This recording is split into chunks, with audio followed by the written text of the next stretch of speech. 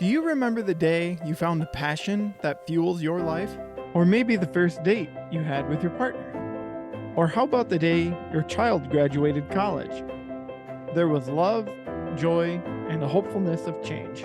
Over the years, many alumni have expressed that the Our Community Listens course is life-changing in a similar way. And we know it has been infectious for many, something we know you can't just keep to yourself. So take a chance to share that experience with those in your circle by telling them about upcoming classes. Even if they live outside of a regional learning hub, we now offer a virtual OCL course. When we all learn to listen empathetically, we can be part of a caring community. Visit our website at chapmancommunities.org or follow the link in the description of this podcast.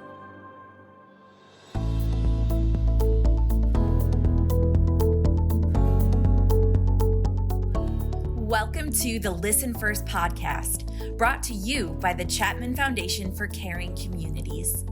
Our vision and mission is to strengthen relationships and build stronger communities through listening, leadership, care, and service to create a truly human connection. Learn and partner with us as we imagine a society in which people care about each other and listen first. Hello and welcome to the Listen First podcast. My name is Adam Salget, and with me today is Gina Wilson. Gina is an assistant professor of educational leadership at Central Michigan University. She is an alumni of Our Community Listens, and most recently, she taught her first Our Community Listens course as a facilitator. Gina, welcome to the podcast. Thanks, Adam. So glad to be here. I am going to touch base a little bit about your experience as being a facilitator the first time. I want to hear what it was like being on the other side. But our focus today is talking about you utilizing the skills as a parent. So tell me, do you remember about how long ago you went through the course? Yes, I went through the course in August of 2019, and my driver to take the 3-day course and dedicate that time to this curriculum was my professional capacity. At the time, I was a principal. I thought it would be something, I knew it was focused on relationship building, so I thought it would be something that would be very useful for my teachers and myself to lean into. To just create a better environment for our students. So touch a little bit on that, because August 2019 then led into pandemic beginning March 2020.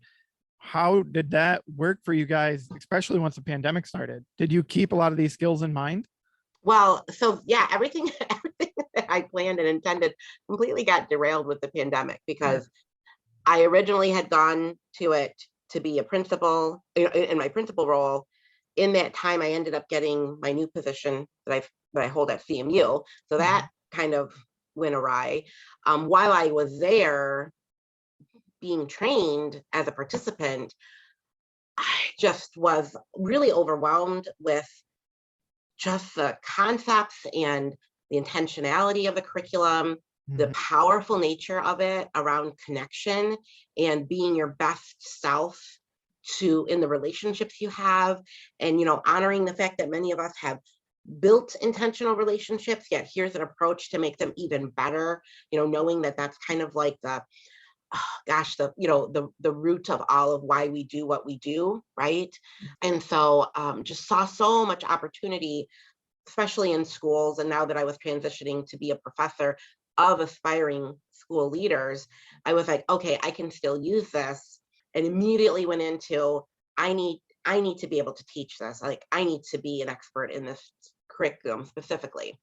Went to St. Louis, where the facilitator is, in March of 2020, arrived back home on the 10th of March, and then bam, we're all paused, right? Life pauses. Thankfully, the organization was very leaned into the fact that this group that had just gone through a week of intense facilitator training had created community amongst each other, and were excited and energized, are now in this limbo, right? And really leaned into trying to keep what we had learned fresh and at the forefront through lots of opportunities.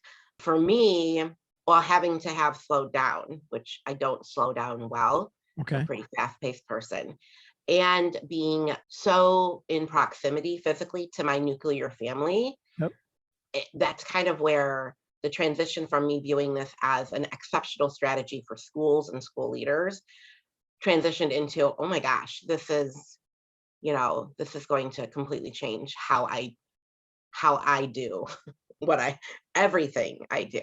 Everything that you do. I was going to ask that question because I was running through that timetable in my mind. You just returned home from St. Louis in a facilitator training, an intensive piece to go through, and now you're home with your family.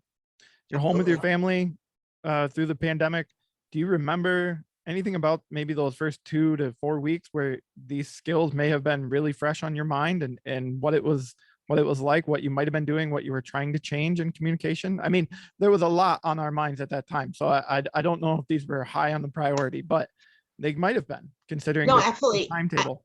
Yeah, I tapped in really quickly because of the uncertainty of the times that we were in, that in the age of my kiddos, and because we are such social beings in my family, like none of us are introverts.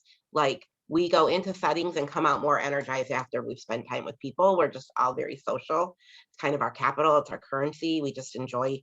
I mean, we're the family that talks to people on the street, right? As if, we've known them for years. It's just the four of us. And so we were just the four of us. And I knew that was going to be different for us to not have that other human connection. And so I had kind of consciously said, ooh, this is a great opportunity to really use the reflective listening practices, especially with my kiddos, right? Who are in this critical complex space right now, but really at an age where they get what's going on. They get how scary it is. They get what it takes to shut the world down, how serious this must be if the world is being shut down. Right. So I was just really tuned into reflective listening and, wanting to create space and time and to not interject my fears, right, and my uncertainties on them. So really it was like, I will use silence, like committing. I will use silence. I will use, door openers. I'm going to use affirming. I will reflect back to them, not wanting to impose any internalized fear that I may have had, right? Because we all had our own kind of flavor of fear going on during those first 4 weeks, right? Based on our own experiences. And I wanted them to be able to have their own. So I was leaned into that I was like, oh, this will be good. This will be good. I'll, use this practice. Same thing with my husband. He really stepped up as a protector, as a provider. We're completely non-traditional. Typically me and him are interchangeable, but in this realm, something pretty primal happened, that he was really in a mode of protector, where I think most dads kind of went there. I just think it was just natural for dads to feel like, let me get my chicks in the nest and let me stand guard, because again, everything felt so uncertain. So I was just trying to be there for my peeps, for the four of us, in a really intentional way. And I knew that this new skill set I had just, created some expertise around, this was my time to use it, right? And to really put it into context. So as time has gone on in the last 2 years or so, and you've continued to use some of those skills, I guess one question would be did you notice an improvement in relationship? And I always ask that question, and maybe I need to find a different word, because improvement to me implies that there was potentially like a negative relationship with your husband or your kids. All I'm really asking is, did you notice anything change? Did you notice a change in the relationship where maybe you felt closer or you were connected a bit differently? Yeah, and for me, the way I describe it, because again, I would like to believe that I have good relationships as a default. Sure. Right. Yeah, absolutely. So what it seemed to me is that because I was changing how I attended to them, right, in a more intentional, direct, present, right, because we talk about presence and voice in the curriculum, like how are you present, how does that match what you're sharing with them? So I would say that the moments were more memorable, meaning I wasn't on autopilot when I was in our routine moments, right? So whether it was, so my daughter is cognitively impaired, so I support her in a lot of her hygiene, like in general, just daily care, and like helping her comb her hair.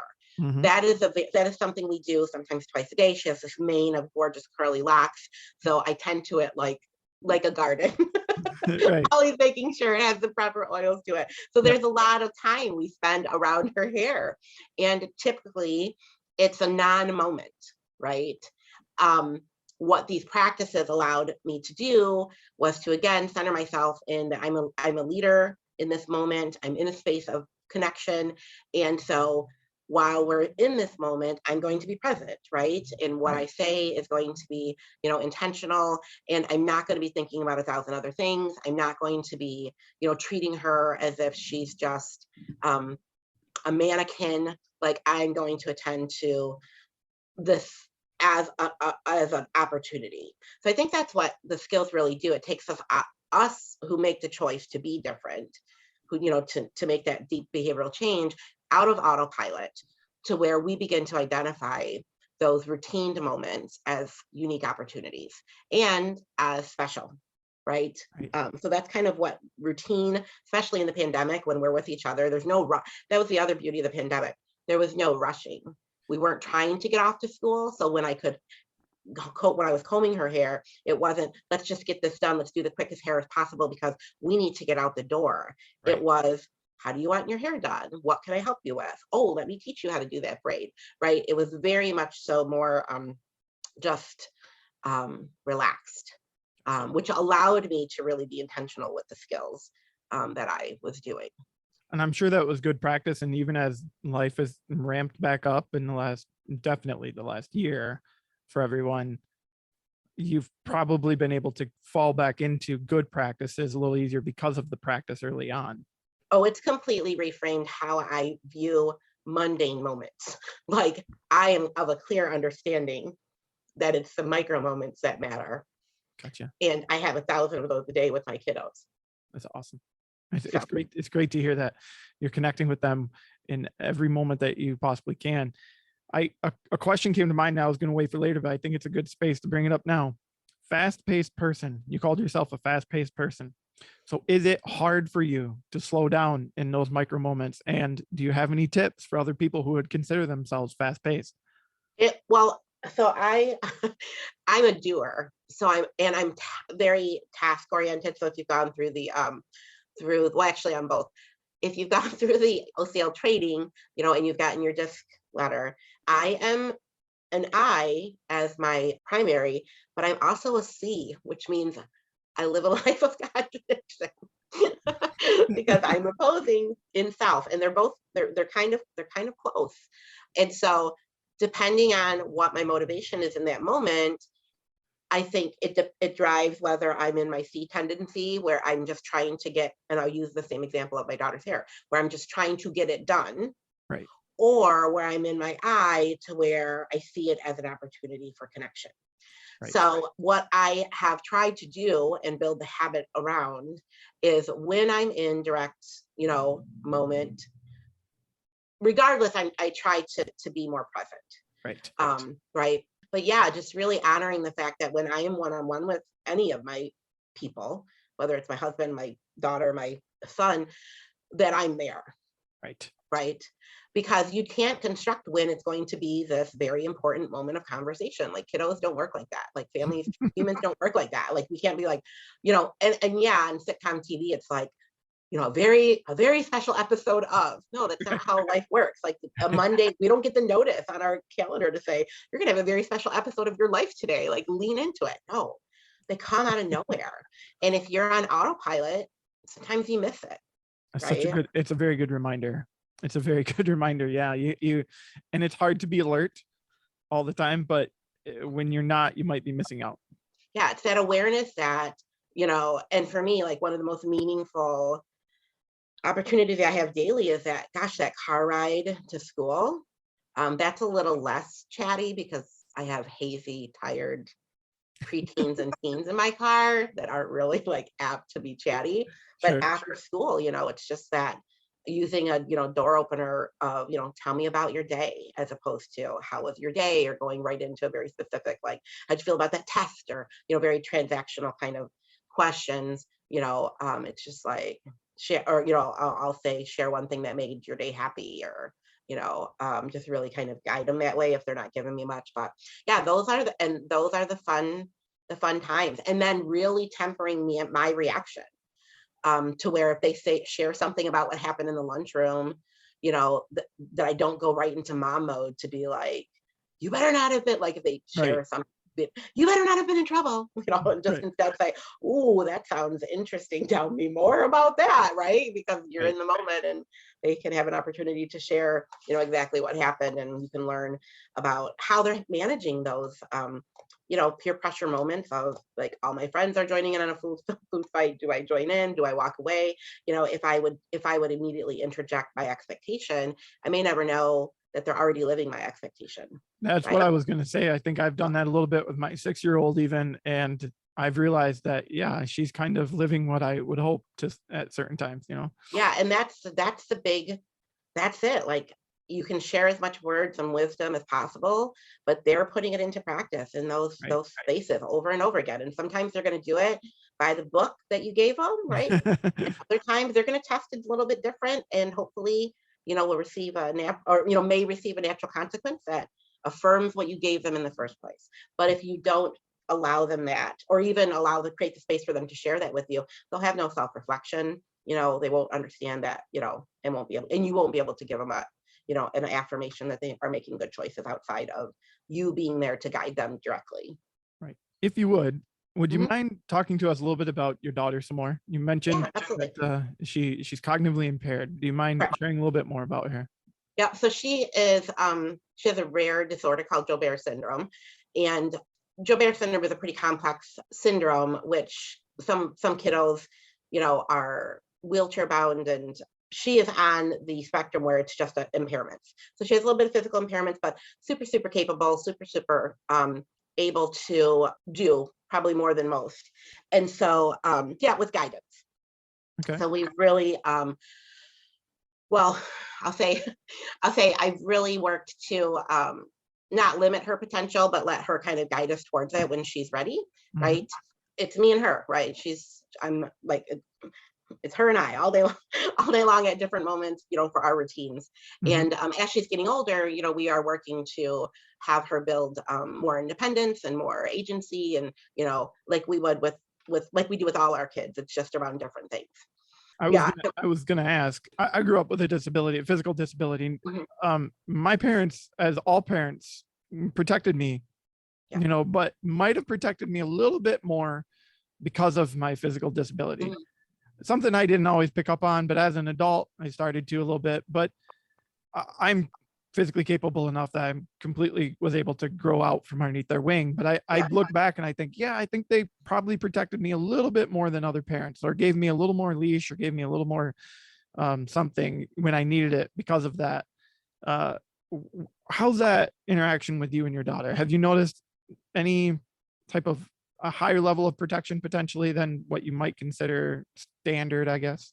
I've always tried to take her lead. I know her super well, and I've always known that when she's in situations of frustration, right, where maybe she needs a little more guidance through a frustrating task or something, I know what that looks like for her. Right. And so I'll tend to maybe stay there a little bit longer. And I've never really called it protective, because we don't necessarily shelter her from hard things, Okay. right?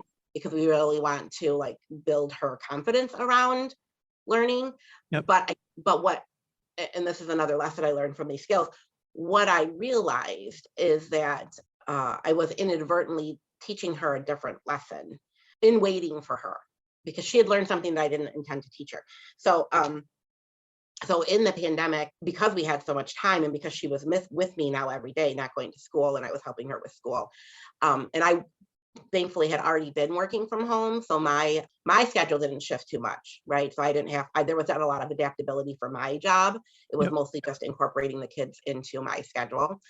I was like, oh good, she's gonna be home. I'm gonna have her kind of shadow me. We'll get some of the stuff done, and I typically do that in summer when my schedule slows down. We'll get her some real where she can model stuff, and I'll have time to really give her good time to learn, right? Right. And to Right. build confidence in this. And so and I think it was around her hair. And because again, she has this curly mane of hair, there's lots of steps to it. So I think we were working on her working on detangling it, right? For Yep. like the first step. So I said, you know what? And I just tell her, unless mommy's just gonna help you with your hair, but I need you to start working on the steps, right? You're getting old enough now, you have your hands are getting stronger, because she has some fine motor issues, right? We've got you the right tools, we've got everything now. So I need you to start like working your knots out for mommy, because Right. you don't even like it when mommy does it. I always heard, you complain about it. So let's empower you to do that. And so I explained it to her, and she said, well, I can't do that.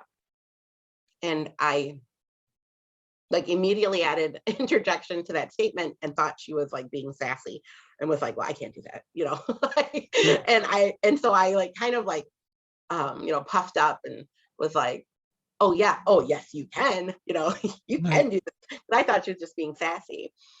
And she was like, no, I can't. Like, I can't do that. And so then I realized that she was trying to say a different kind of can't. And so I was like, wait a second. I said, can you clarify this for me? I said, I need more information.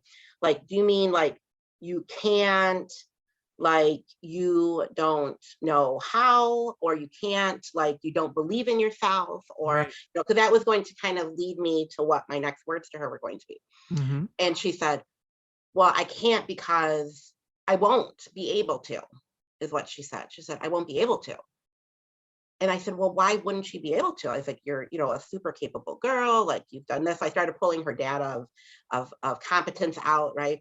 And she was just like, well, then why do you keep doing it for me? And I was like, she's like, I thought you did it for me because I couldn't do Okay. it. So exactly, I hear your pause, and that was kind of like my like, okay. Yeah. So what I hadn't realized is that in me waiting for her, and maybe over waiting for her, right? Or maybe even, because maybe that's a motivation for it. Maybe it was even a motivation around me just wanting to get it done, right? Busy life, right? Right. My helpfulness was communicating to her, and I use helpfulness in quotes, was communicating to her that she was not able to do it. Because she's doing a direct translation of us, right? She's learning what we think she's capable of based on what we allow her to try. And so the fact that I had never invited her to try was communicating to her that she had an inability to do. So that was a huge, like, eye-opening experience. And kind of at the same time, I had read this quote that helpfulness is the sunny side of control, especially when it's unsolicited help. So, and yeah, so when you're being helpful without someone asking for help, you're actually controlling them, in a space of control. You're there for you more than you're there for them. And so I had realized that there was quite a few spaces in my life where I was very, very helpful. And I had even like seen that behavior in my son, and it was all really around my daughter. We were all very helpful to her, but I think what it was doing was really sending a message of incompetence that we truly didn't hold for her. We just didn't want her to struggle. So we were all kind of like hyper leaned in. Right. Whereas now, and then as I unpacked it, I unpacked the implications of her not believing in her, right? And so I was like, oh my goodness, like we gotta course correct this now. And so it ended up, so I kind of shared my reflection with my husband and with my son. I apologized to my daughter about it, and kind of reframed how I view her and her abilities, right, and her capabilities and her strengths. And so then it was kind of a new rule in our home that whatever she wanted to try, like I was always going to give her an everyday opportunity to try, Right. and I was going to ask if she needed help before I did anything. So this was a really new rule. So, it was like, do you need help with me combing your hair today? And she'll say, well, I'm going to try, but then you check it for me. Okay. And I was like, okay, we can do that. Right. And so then once I removed myself from her business, Right. Okay. got out of her life a little bit more and really gave her ownership of her routines, she really, there was a change in her. There was a shift in her. And there was a shift in our relationship because I didn't view our interactions as tasks anymore. Right. Right. Because they weren't guaranteed. Those moments were now based on what she felt she needed. So that just really created a lightness in the family. And I think she felt more just a part of it and more just like, to whereas now she makes some really big decisions for herself that I don't think she even knew she could. right? So it's completely changed the dynamic of her in this house. Thank you, first of all, for sharing that story and being so open about it all. It definitely it says to me that, these OCL skills helped you start to realize that, we talk about it as taking the control of other people's problems in a lot Yeah, of our work settings, but as parents, we can do that too, if we're not careful. We could create, I think a term that you might have used in the past, I know I heard Mickey Gibbs use it before, is learned helplessness, right? absolutely. And as parents, we're trying to not do that. It's hard. I think it's going to be very hard for me because as my kids are even getting older, as 6 and older, I'm trying to encourage them, but I feel like I also at the same time am doing things for them. So it's a balance, right?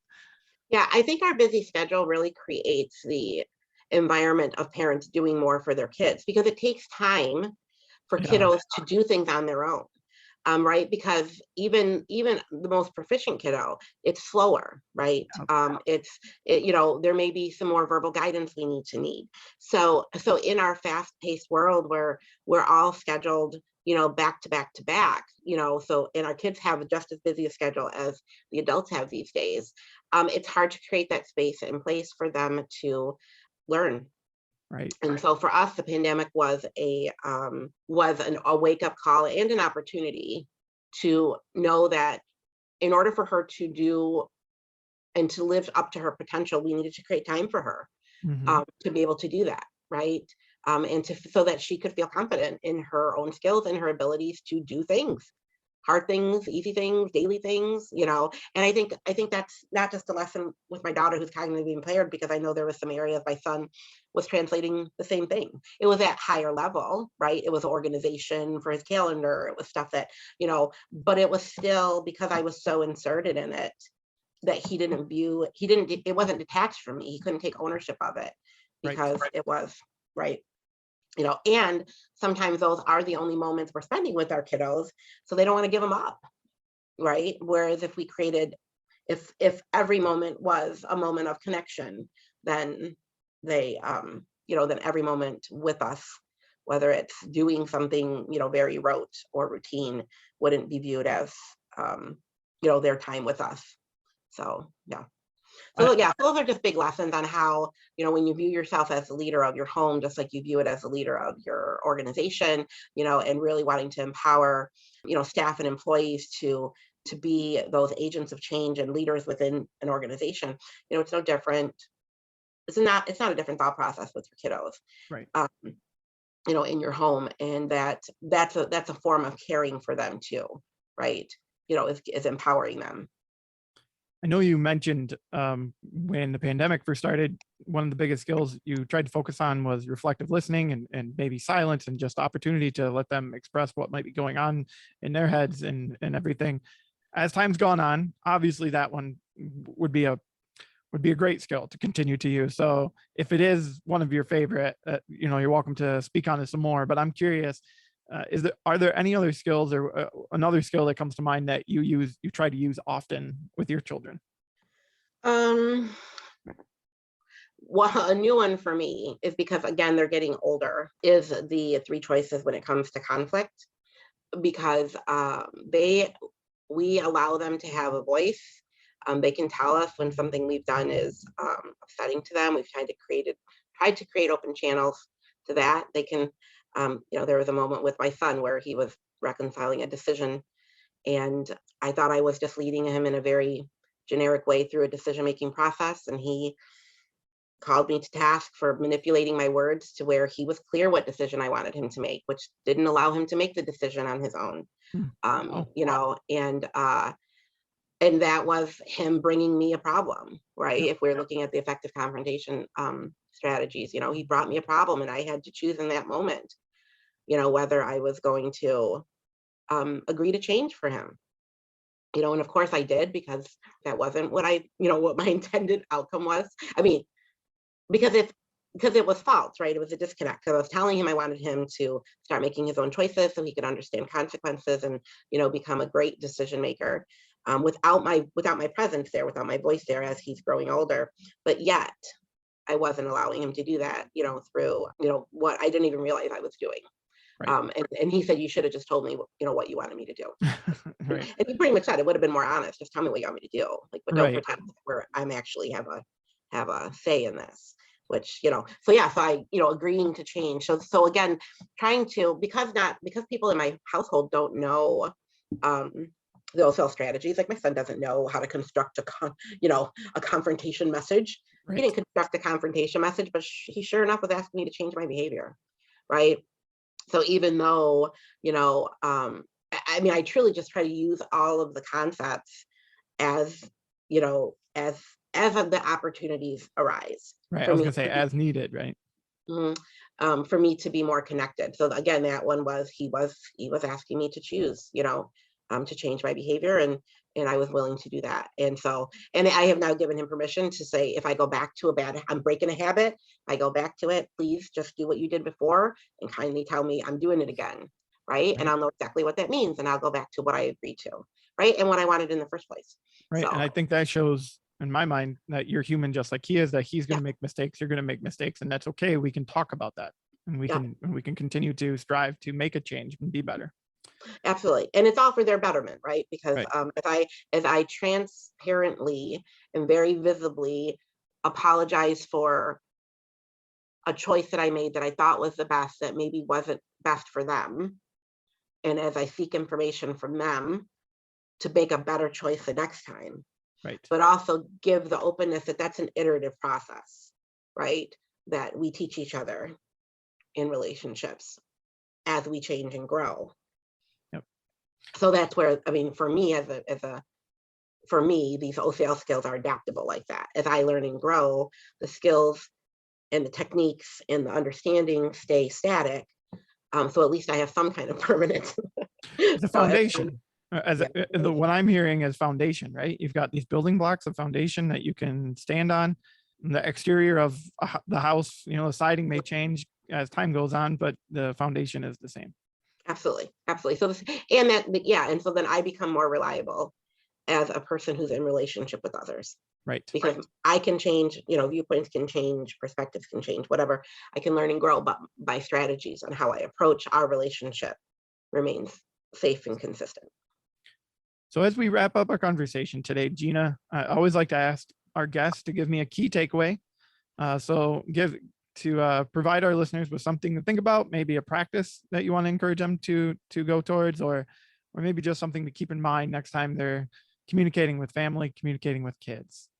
I would just say, I think where this kind of trajectory all started was around presence and voice, and understanding that in your homes and in your buildings, if in the micro moments that are seemingly unimportant and just passing, you really intentionally create presence, right, in those moments, and really do the communication cycle and especially the reflective listening skills, the attention, right, the intentional attention.